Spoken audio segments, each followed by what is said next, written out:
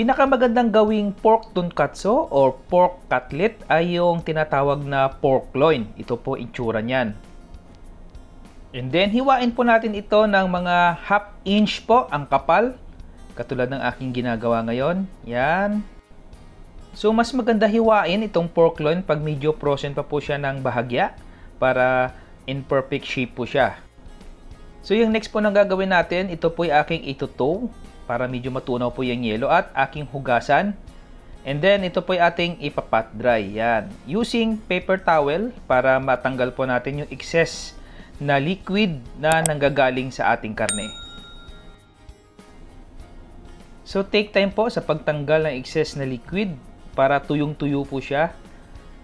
Yan. And then, pag natuyo na po natin yung ating karne, putulin po natin yung tinatawag na connected tissue. Yung puting part po na yan, ito po, kailangan po natin iyan hiwain. Kasi yan po ay nagko-curl pag ito po ay ating naprito.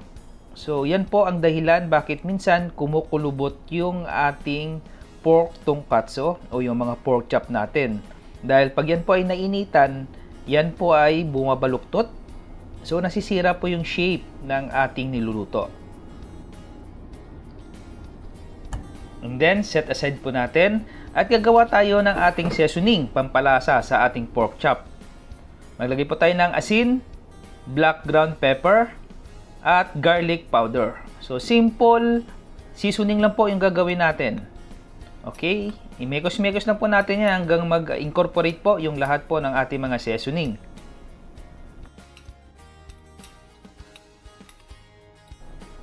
So, ito na po yung ating seasoning. Ang gagawin po natin, season po natin yung ating pork cutlet. Yan, maglagay po kayo ng generous amount ng seasoning. Huwag po kayong matakot. Hindi naman po yan aalat dahil makapal po yung ating karne. So, season lang po natin kabilaan on both sides. Yan. And then, kunting masahe lang para ma-relax po yung meat.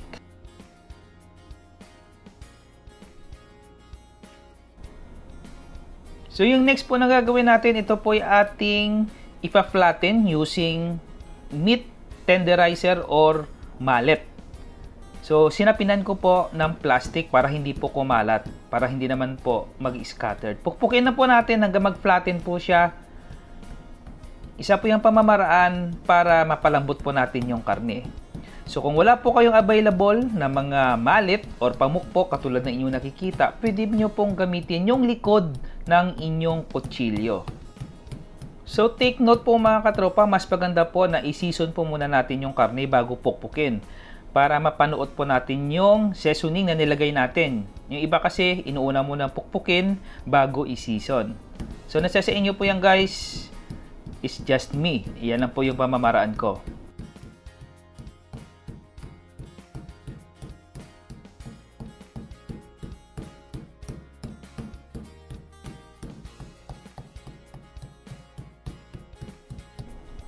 So, after po ng mahabang pukpukan, ito na po yung maging itsura ng ating karne. So, yan. Na-flatten na po natin yan. At sigurado pong nanuotan po yung seasoning na nilagay natin dyan. Malasang-malasa na po yung ating pork cutlet. So, ito na po yung ating pork cutlet. I-rest po muna natin ito para makapagpahinga po ng konti yung ating karne while preparing our breadings. So, para sa ating mga breadings, ito na mga ingredients. Ito, flour. Ito yung primary na ilalagay natin. And then, kailangan din natin ng itlog. Yan po yung ating babatihin. So, I have 2 breadcrumbs. Different breadcrumbs po ito. So, ito po, ang isang ito ay galing pong China. So, yan po ay pino. Medyo hindi po siya maganda gamitin. Yan, medyo pino po siya. So, mas maganda po, the more po na medyo malaki po yung granules is maganda. Ito namang isa, ito po ay galing Korea.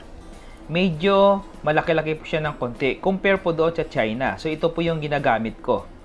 So, kung mayroon po kayong mabiling panko breadcrumbs or Japanese breadcrumbs, yun po ay mas magandang gamitin.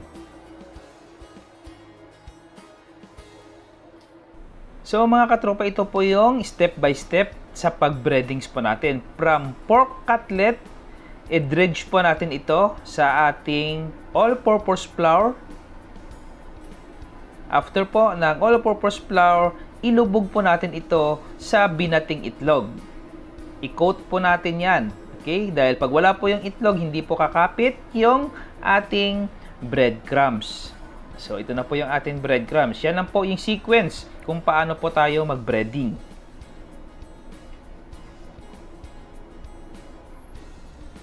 So, first, i-dredge po muna natin yung ating pork cutlet sa ating all-purpose flour. Yan.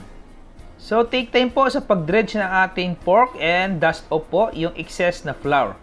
And then, ilubog po natin ito sa ating binating itlog.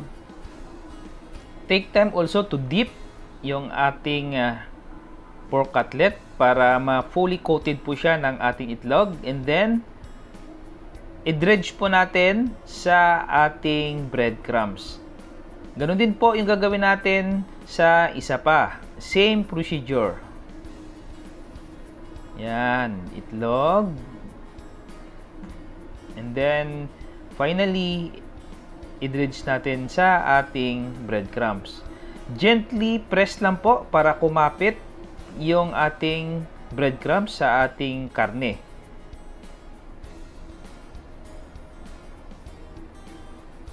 So, yan po yung pinaka-basic na pamamaraan sa proper po na pagbe-breading ng karne. This is also applicable sa pagluto ng isda. Okay? Same procedure lang po. So, make sure po na properly coated po ng breadcrumbs yung ating karne. And then, ito po yung ating i-rest about 5 minutes para mag-sit in po yung ating breadings. So, mag-prepare po tayo ng ating mantika. Nasa 2 inches na po yung dip ng ating mantika. Make sure po na mainit. Nasa 170 degree Celsius.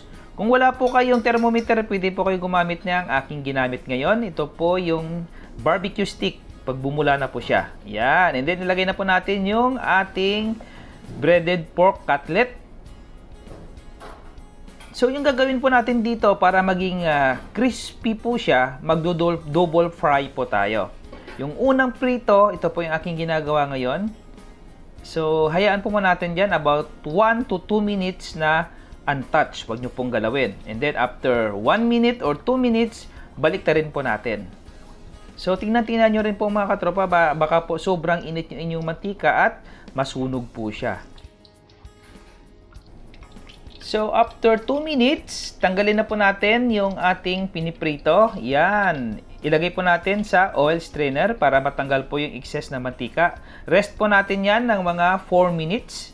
And then, tanggalin po natin yung mga naiwan na breadcrumbs. Yan po kasi ang magpapadumi at nagpapaitim sa ating mantika. So, i-practice nyo po na every batch po ng inyong pagpa-fry ay tanggalin nyo po yan. And then, isunod na po natin yung isa pa. So, same procedure lang po. Gaya ng ginawa natin kanina. I-fry po natin 1 to 2 minutes on both sides. And then, i-drain po natin yung excess na mantika.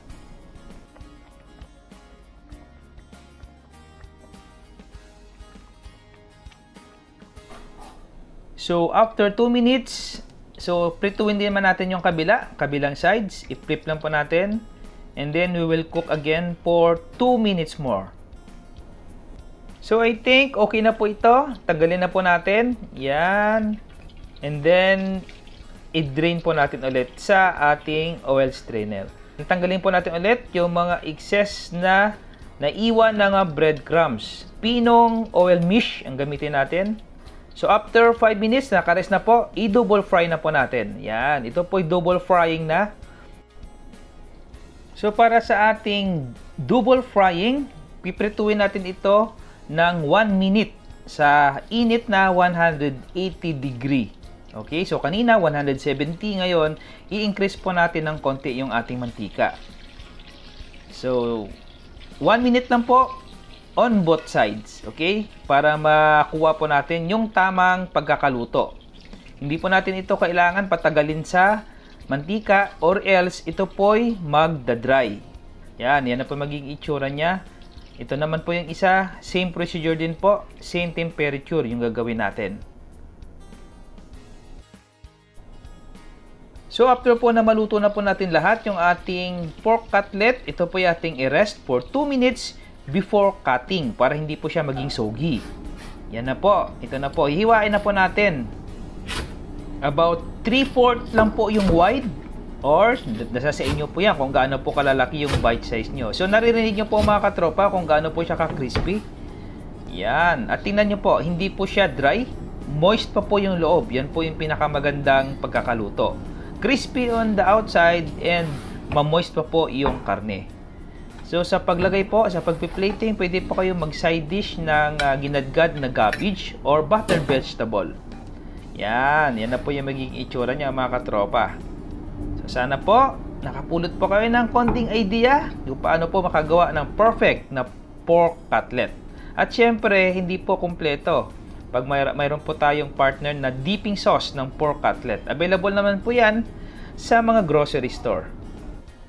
So mga katropa, sana po nag-enjoy po kayo. Sana po patuloy po kayong sumuporta sa aking YouTube channel at Chef Angel Kitchen.